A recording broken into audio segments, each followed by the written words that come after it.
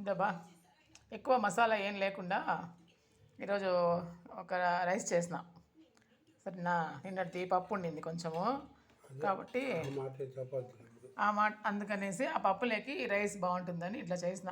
లైట్గా మసాలా వేసి ఎక్కువ మసాలా లేకుండా తిని చూసి చెప్పు ఎట్లా ఉంది ఏమి అనేసి. చెప్పుకుంటాం కూర తిన్నోళ్ళు ఏమంటారు.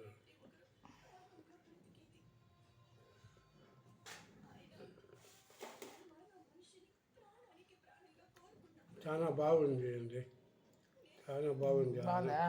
సూపర్ కాంబినేషన్, బాగా చేసినారు. పప్పులేక బాగుందా? బాగుంది.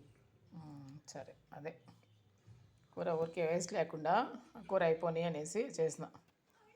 ఇంకోండి పొద్దున ఉప్మా చేసినాము, అది ఉంది.